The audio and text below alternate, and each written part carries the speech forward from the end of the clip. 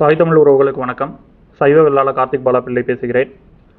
கொஞ்ச நாளாக இணையதளத்தில் ஆணவ கொலைக்கு ஒரு சிறப்பு சட்டம் வேணும் அப்படின்னு சொல்லிட்டு திரு சமூக நீதி அமைச்சர் திரு வன்னியரசு அவர்கள் ஒரு வேண்டுகோள் வச்சார். அதை தொடர்ந்து விசிக தலைவர் திருமாவளவனும் அதே வேண்டுகோளை வைக்கிறாரு. அதற்கப்புறம் தலித் அரசியல் பேசக்கூடிய பாரஞ்சித் அவர்களும் அதே வேண்டுகோளை வைக்கிறாரு. ஸோ இதை பற்றி தான் ஒரு சில கருத்துக்களை நான் பதிவு பண்ணணும் அப்படின்னு நான் நினைக்கிறேன். அன்புமிகு தமிழக முதல்வர் திரு விஜய் அவர்களுக்கு தமிழர் ஜாதிகள் சார்பாக ஒரு வேண்டுகோளை முன்வைக்கிறோம். என்ன அப்படின்னா, இது நான் சொல்லி உங்களுக்கு தெரியணும்னு அவசியம் கிடையாது. தமிழர் ஜாதிகளை பொறுத்த வரைக்கும் தமிழர் ஜாதிகளில் பிறக்கக்கூடிய எல்லா குழந்தைகளையுமே காதல் செய் அப்படின்னு சொல்லிட்டு நாங்கள் வளர்க்குறதே கிடையாது. அது உங்களுக்கும் தெரியும், எல்லாருக்குமே தெரியும். ஆனால் தமிழகத்தில் இருக்கக்கூடிய குறிப்பாக தமிழர்களுக்கு எதிராக தமிழர்களுக்கு தொடர்ந்து துரோகம் செய்து கொண்டு இருக்கக்கூடிய சித்தாந்தம் எது அப்படின்னு பார்த்தீங்கன்னா ரெண்டு. ஒன்று திராவிட சித்தாந்தம், இன்னொன்று தலித்திய சித்தாந்தம். ஸோ இந்த திராவிட சித்தாந்தத்திலையும் தலித்திய சித்தாந்தத்திலையும் இருக்கக்கூடிய தலைவர்கள் அந்த இயக்கத்தில் பயணிக்கக்கூடிய இளைஞர்களை சின்ன வயசுல இருந்தே மூல செலவை செஞ்சு, நீ திருமணம் செஞ்சா அடுத்த ஜாதி பெண்களை தான் திருமணம் செய்ய வேண்டும் அப்படின்னே சொல்லி சொல்லி சொல்லி வளர்த்து இன்னைக்கு அவர்களுடைய மனநிலை முழுக்க திருமணம் செய்தாலே பெரும்பான்மையாக காதல் செய்யணும் அப்படிங்கிற ஒரு மைண்ட் செட்டில் தான் மாற்றி வச்சுருக்காங்க. இது போக உங்களுக்கே தெரியும், தமிழகத்தில் யார் அடுத்த ஜாதி பெண்களுடைய கருவில் தலித்தோட கரு இருக்கணும் அப்படின்னு யார் பேசினா அப்படிங்கிறது உங்களுக்கே தெரியும். அதுபோக அந்த சித்தாந்தத்தை பேசக்கூடிய இளைஞர்கள் வெளியில் வன்னியர் பொண்ணை கட்டுவோம், கவுண்டர் பொண்ணை கட்டுவோம், செட்டியார் பொண்ணை கட்டுவோம் இப்படின்லாம் பிரச்சாரமே செஞ்சுக்கிட்டு இருக்காங்க. அதையும் நம்ம தமிழர் ஜாதிகள் எல்லாமே பார்த்து நிறைய கண்டனங்கள்லாம் தெரிவித்தோம். இப்படிப்பட்ட ஒரு சூழலில் இருக்கக்கூடியவர்கள் அந்த அந்த சமூக நீதி அமைச்சர் அப்படிங்கிற ஒரு போர்வையில் இன்னைக்கு நாங்கள் ஆணவ படுகொலைக்கு எதிராக நாங்கள் சட்டம் இயற்றணும் அப்படின்னு கேட்கறது இது எதற்காக அப்படின்னு பார்த்தீங்கன்னா, இந்த ஒரு மைண்ட் செட்டில் இருக்கக்கூடிய இளைஞர்களுக்கு எதிர்காலத்தில் எந்த ஒரு பிரச்சனையும் வந்துடக்கூடாது அப்படிங்கிறதுக்காக, அவர்களை காப்பாற்றுவதற்காக, சுயநல நோக்கத்திற்காக உருவாக்கப்படக்கூடிய ஒரு விஷயம்தான் இந்த ஆணவ கொலை தடுப்பு சட்டம் அப்படிங்கிற அந்த கருத்து எல்லாம். இதில் ஒரு துளி கூட தமிழர் ஜாதிகளுக்கு உடன்பாடே கிடையாது. ஏனென்றால் இது திட்டமிட்டே எப்படி பிசிஆர் அப்படிங்கிற ஒரு விஷயத்தை உருவாக்கி இன்னைக்கு அந்த பிசிஆர் வழக்கை எப்படியெல்லாம் தவறாக நிறைய பேர் பயன்படுத்துறாங்க அப்படிங்கிறது எல்லாருக்குமே தெரிந்த விடயம். அதே போலதான் இதுவும், அதாவது காதல் செய்வது யதார்த்தமான விஷயம் அப்படின்னு நம்ம பேசினாலும் தமிழர்கள் குடும்பத்துல காதல் அப்படிங்கிற ஒரு விஷயத்த சொல்லி வளர்த்து தன்னுடைய குழந்தைகளை காதல் செய் அப்படின்லாம் யாரும் வளர்க்கறது கிடையாது. ஆனா இப்படிப்பட்ட நபர்கள் திட்டமிட்டே அடுத்த ஜாதி பெண்களை காதலிக்கணும் அப்படிங்கிற ஒரு கான்செப்ட்ல வரும்போது அவர்களுக்கு இது அவங்க ஒரு விஷயத்த திறந்து விட்ட மாதிரி ஆகி போயிடும். அதாவது சுதந்திரமா நீ என்னன்னாலும் செய்யலாம், தமிழ்நாட்டில் எந்த ஜாதி பொண்ணனாலும் நீ காதல்ங்கிற பேர்ல காதல் செஞ்சு நீ என்னன்னாலும் செய்யலாம் அப்படிங்கிற ஒரு விஷயத்துக்கு அவங்கள சிந்திக்க வைக்கும் அப்படிங்கிறது தான் என்னுடைய தாழ்மையான கருத்து. அதுக்குன்னு ஆணவ கொலையை நான் ஆதரிக்கவும் இல்லை. கொலை மிக தவறான ஒரு விஷயம் தான், அதில் மாற்று கருத்தே இல்லை. அதுவும் தமிழ்நாட்டில் ஒன்றும் பெரிய அளவெல்லாம் ஆணவ கொலை நடக்கிறது இல்லைங்க. மிஞ்சி பார்த்தீங்கன்னா வருஷத்துக்கு ஒரு 5 இல்லை 10 தான் இருக்கும் கொலை. அது ஒவ்வொருத்தருடைய வெளிப்பாடுன்னு வச்சுக்கோங்களேன். ஒவ்வொரு குடும்பம் ஒவ்வொரு மாதிரி இருக்கு. அதில் ஒரு சிலர் தாங்க முடியாமல் இதை செய்கிறாங்க. அந்த விஷயத்துக்கு அரசியலமைப்பு சட்டப்படி கொலை செய்தால் என்ன தண்டனை இருக்கோ அதை அவங்க அனுபவிச்சுக்கிட்டு தான் இருக்காங்க. ஆனால் நீங்கள் திட்டமிட்டே நாங்கள் இப்படி தான் காதல் செய்வோம், காதல் செய்யக்கூடிய இளைஞர்களுக்கு எந்த ஒரு பிரச்சனையும் வரக்கூடாதுங்கிறதுக்காக நாங்கள் ஆணவ கொலை தடுப்பு சட்டம் அப்படின்னு ஒன்று உருவாக்கி அவங்க எல்லாத்துக்கும் சுதந்திரம் கொடுத்து தமிழர் ஜாதிகளுக்கு குடும்பத்துக்குள்ள பிரச்சனையை உருவாக்குறதுக்கு உண்டான விஷயமா தான் இதை நாங்கள் பார்க்குறோம். இதை நாங்கள் முற்றிலும் எதிர்க்கிறோம். இது போன்ற சிந்தனைகளை தொடர்ந்து இவர்கள் பேசிக் கொண்டிருந்தார்கள் என்றால் தமிழக முதலமைச்சர் விஜய் அவர்களே, இது உங்களுக்கு தான் பிரச்சனையே ஆகும். தயவு செய்து புரிந்து கொள்ளுங்கள். இன்னைக்கு நீங்க வாங்கின 35% வாக்கு கோர் ஓட்டு அப்படின்னு நீங்க பாத்தீங்கன்னா உங்களுடைய ரசிகர்கள் ஒரு 15% இருப்பாங்க. பாதிக்கு மேல இருக்கக்கூடியவர்கள் உங்களுடைய ரசிகர்கள் கிடையாது அப்படிங்கறத தெளிவாக புரிஞ்சு கொள்ளுங்கள். எங்க வீட்டுல எல்லா ஓட்டும் உங்களுக்கு தான் போட்டோம். காரணம் என்ன? இங்க இருக்கக்கூடிய சாக்கடை அரசியலான திமுக என்கிற தமிழின துரோக அரசியலும் தலித்திய சித்தாந்தத்தை பின்பற்றக்கூடிய துரோக அரசியலும் இருப்பதால் தான். ஆனா இன்னைக்கு நீ அவங்க எல்லாரையும் கூட்டு வச்சுதான் நீங்க ஆட்சி அமைக்கிறீங்க. அதுவே ஒரு சரி, உங்களுடைய இதையும் நாங்கள் புரிஞ்சுக்கிறோம், வேற வழி இல்லை அப்படிங்கிற கான்செப்ட்ல நீங்க போறீங்கனாலும் துரோகிகளை கூட வைத்துக் கொண்டு நீங்கள் பயணித்தீர்கள் என்றால் நீங்களும் துரோகி என்றுதான் அழைக்கப்படுவீர்கள் எதிர்காலத்தில். தயவு செய்து புரிந்து கொள்ளுங்கள். இது வருங்காலத்தில் உங்களுக்கு மிகப்பெரிய பிரச்சனையாக தான் இது வந்து விடியும். ஏன்னா இவங்க நினைக்கிறது எல்லாத்தையுமே வந்து உங்களை வச்சு பயன்படுத்தி தமிழர் ஜாதிகள் மத்தியில் உங்களுக்கு ஒரு அவப்பெயரை உண்டாக்குவதற்கு உண்டான எல்லா வேலையும் இவர்கள் செய்வார்கள். அதில் மாற்றுக்கருத்தே கிடையாது.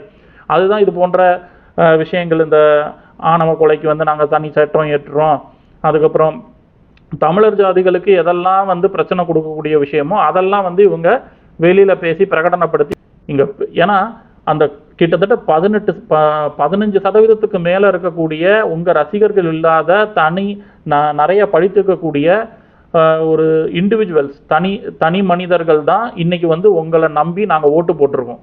நீங்க இவர்கள் ஆசைப்பட்டு செய்யணும்னு நினைக்கக்கூடிய எல்லா விஷயத்தையும் வந்து நீங்க செஞ்சீங்க அப்படின்னா அவர்கள் தப்பித்துக் கொள்வார்கள். உங்க ஆட்சியை கழிச்சுவிட்டு அவங்க நாளைக்கு அவங்களுக்கு இருக்கு திமுக, இன்னைக்கு இருக்கக்கூடிய காங்கிரஸாக இருக்கட்டும், அதாவது அந்த விசிகாவாக இருக்கட்டும், இவங்க எல்லாம் வந்து எப்பனாலும் திமுகவோட போய் ஜாயிண்ட் அடிச்சிருவாங்க. பிரச்சனையே கிடையாது. அது நீங்க, அதாவது ஒரு தமிழன் ரொம்ப வருஷம் கழிச்சு தமிழ்நாட்டு அரசியலுக்கு வந்துட்டான் அப்படிங்கிறதுனால இங்க மிகப்பெரிய அப்படியே கொந்தளிச்சுக்கிட்டு இருக்காங்க திமுக காரங்க, அப்புறம் இந்த திராவிட தமிழர் அல்லாதவர்கள்லாம்.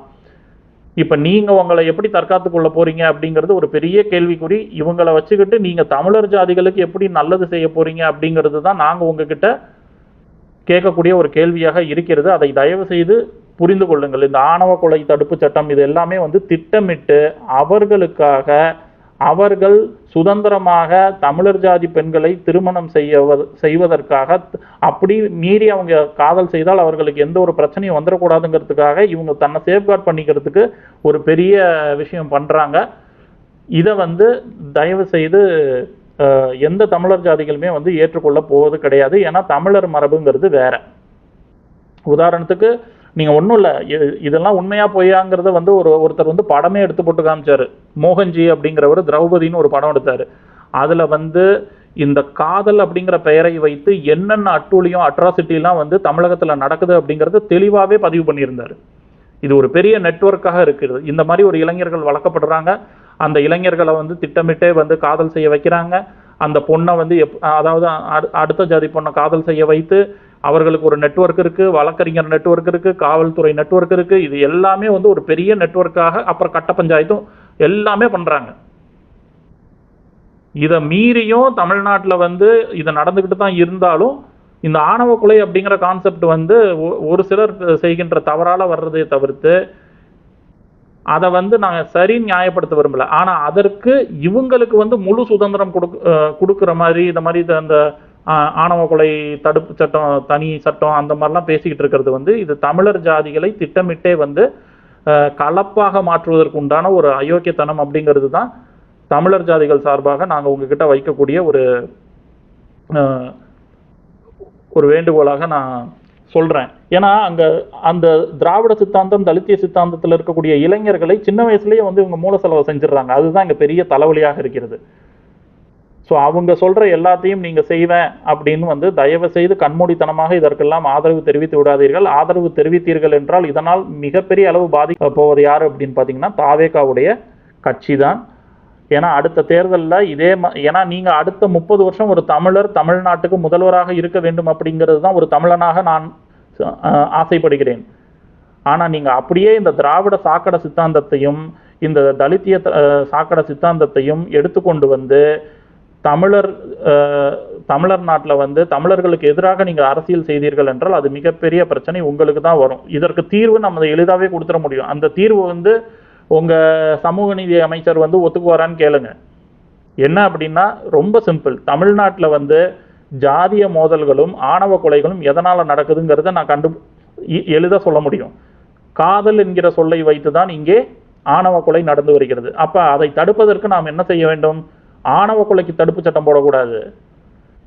பெற்றோர் சம்மதம் இல்லாமல் யார் ஒருவர் தமிழகத்தில் திருமணம் செய்தாலும் அந்த திருமணம் செல்லாது அப்படின்னு ஒரு சட்டத்தை போடுங்க. ஆணவ கொலையே நடக்காது தமிழகத்துல. ரெண்டாவது ஜாதிய மோதல்கள் ஏன் வருதுங்க அதிகமா? திராவிட சித்தாந்த அரசியல்ல என்ன பண்ணாங்க அப்படின்னு பாத்தீங்கன்னா, ஒரு சமூகத்துக்கும் இன்னொரு சமூகத்துக்கும் பிரச்சனையை உருவாக்க போலி வரலாறை உருவாக்குனாங்க. வருஷக்கணக்காக போலி வரலாறுகளை உருவாக்கி இரு சமூகத்துக்குள்ள முரண்களை ஏற்படுத்தி விட்டு இங்கே இருக்கக்கூடிய தெலுங்கர்கள் என்ன செஞ்சாங்கன்னா, ஏய் நீங்கள் மாற்றி மாற்றி சண்டை போட்டுக்கோங்கடா அப்படின்னு சொல்லி தமிழர்களை மாற்றி மாற்றி அடிக்க வச்சுக்கிட்டு இவங்க சுதந்திரமாக தமிழக அரசியலை, தமிழக பொருளாதாரம், தமிழக அதிகாரம், தமிழக அரசாங்கம், தமிழர்கள், அதாவது தமிழ்நாட்டையே வந்து குத்தகைக்கு எடுத்து சுதந்திரமாக கடந்த 40-50 வருஷமாக என்ஜாய் பண்ணிக்கிட்டு இருந்தாங்க. இப்போ அந்த அந்த அந்த கான்செப்ட் கம்ப்ளீட்டாக அடி வாங்குது. அதை வந்து தயவு செய்து நீங்கள் திரும்பவும் இதே கான்செப்டுக்குள்ளே கொண்டு போயிடாதீங்க. போலி வரலாறுகளை அடையாளப்படுத்தி போலி வரலாறு எழுதுபவர்களை மிகப்பெரிய அளவுக்கு ஒரு கடுமையான தண்டனை கொடுத்தீங்க அப்படின்னா ஜாதிய மோதல்களும் கம்மியாயிடும். உதாரணத்துக்கு வேளாளர் பெயரை பல்லர்கள் திட்டமிட்டு ஏகப்பட்ட போலி வரலாறை உருவாக்கி இன்னைக்கு வந்து ஏமாத்தி வேளாளர் அப்படின்னு அவங்க போட்டுக்கிட்டு இருக்காங்க. இதனால் என்ன ஆகுது, பல்லர் ஜாதிக்கும் வேளாளர் ஜாதிக்கும் இப்போ பிரச்சனை உருவாகிட்டு இருக்கு. அதை தான் நாங்கள் பேசிக்கிட்டு இருக்கோம். எங்களுடைய வேளாளர் ஜாதி பெயரை நீங்கள் எப்படி கேட்கலாம்? தமிழர் வரலாற்றில் வந்து வேளாளர் அப்படின்னா அது வேளாளர்களுக்குன்னே தனியாக ஒரு அந்த ஜாதியை தான் குறிக்கும். இவங்க வந்து புது டிசைனாக ஏகப்பட்ட பொய் வரலாறுகளை உருவாக்கி இன்னைக்கு ஒரு பெரிய பிரச்சனை இழுத்து வச்சிருக்காங்க. இதை நம்ம வேளாளர்கள் நாங்கள் சும்மா விட போகிறது கிடையாது.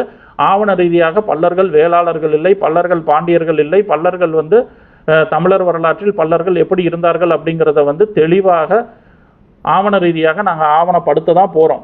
இப்போ இது போன்ற விஷயத்தெல்லாம் வந்து திராவிட அரசாங்கம் மாதிரி செயல்படாமல் தாவேகா அவர்கள் நியாயம், நேர்மை, அறத்தோடு செயல்பட்டு எது உண்மை எது நியாயம்னு புரிஞ்சுக்கிட்டு எங்களுக்கு வந்து நீங்கள் அந்த விஷயத்தை நீங்கள் பண்ணீங்க அப்படின்னா நீங்கள் தமிழர்களுக்கான ஒரு முதல்வராக ஒவ்வொரு தமிழர் ஜாதியும் கொண்டாடுவோம். இதுதான் வந்து நடக்கணும் அப்படின்னு வந்து நாங்கள் ஆசைப்படுறோம். இறுதியாக நான் ஒன்று சொல்லி முடிக்கிறேன். இந்த ஆணவ கொலை தடுப்பு சட்டம் தமிழர் ஜாதிகளுக்கு எதிரானது. ஏனென்றால் இது சுதந்திரமாக திராவிட தலித்திய சித்தாந்தத்தில் இருக்கக்கூடிய இளைஞர்களை திரும்பவும் நீ தமிழர் ஜாதி பொண்ணை வந்து காதல் செஞ்சு நிம்மதியாக சுதந்திரமாக அந்த குடும்பத்தை கெடுத்து வாழு அப்படிங்கிற ஒரு உந்துதலை தான் இது ஏற்படுத்துமே தவிர்த்து தமிழர் ஜாதிகளுக்கு என்றுமே இதனால் ஒரு நல்ல விஷயம் நடக்காது அப்படிங்கிறது தான் இதன் மூலமாக நான் சொல்ல வர்ற விஷயம். விஜய் அவர்கள் இதை புரிந்து கொண்டு, ஏன்னா நம்மளை சுற்றி அவ்வளோ கரப்டட் விஷயம் நடந்துகிட்டு இருக்கு. அது எல்லாமே ஒவ்வொன்றா வந்து இனி நம்ம பேச தான் போகிறோம். அதை தயவு செய்து எடுத்தோம் கவுத்தோன்னு எந்த ஒரு முடிவும் எடுத்துடாதீங்க. ஏன்னா இது ரொம்ப ரொம்ப முக்கியம். நீங்கள் இன்னும் அடுத்த 30 வருஷம் முதல்வர் ஆகணுங்கிறது என்னோட ஆசை. ஆனால் உங்கள் கூட இருப்பவர்கள் உங்கள் மீது வெறுப்பு வருவதற்கு என்னென்ன பண்ண முடியுமோ எல்லாத்தையும் பண்ணுவாங்க. ஏன்னா துரோகிகளை தான் நீங்கள் கூட வச்சுக்கிட்டு சுற்றுறீங்க. இதுதான் வந்து நான் சொல்லணும்னு நினைக்கிற விஷயம். நன்றி. வாழ்க தமிழ், வெல்க தமிழரினம்.